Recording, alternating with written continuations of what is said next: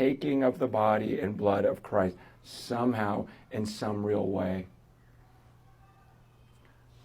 Again, I'm not making any like grand statements. I'm just saying some of this stuff I didn't know.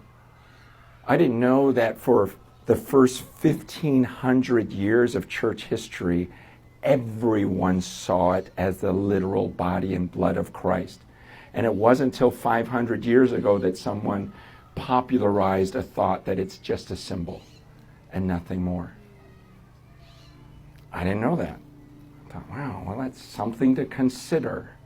While I won't make a strong statement, I will make a statement about this. It was at that same time that for the first time, someone put a pulpit in the front of the gathering.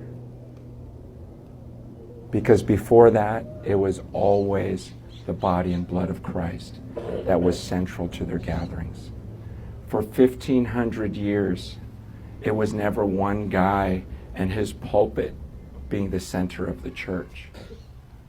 It was the body and blood of Christ. And even the leaders just saw themselves as partakers. And oh man, we're not worthy, we're not worthy, we're not worthy. I say that because the church is more divided than any time in history. What does this book tell us clearly?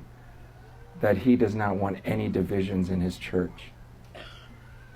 And for 1,000 years, there was just one church. Did you know that?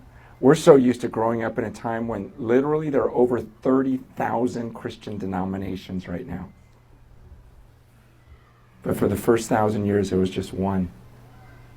What was interesting is communion was at the center of the room every time they gathered. And it wasn't a pulpit where a guy preached after studying in his office by himself for 20 hours. See, right now we've got guys like me that go in a room, study. You know, that's what I was doing for years. Meanwhile, other guys went in their rooms and studied, and then we started all giving different messages, so many contradicting each other. And pretty soon it's, well, I follow Piper, I follow Chan, I follow... You know, it's just like everyone's following different guys.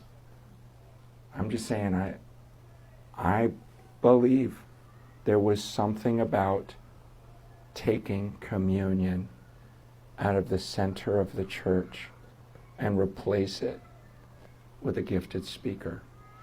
Not that that gifted speaker is not a part of the body of Christ and a gift to the body of Christ, but the body itself needs to be back in the center of the church.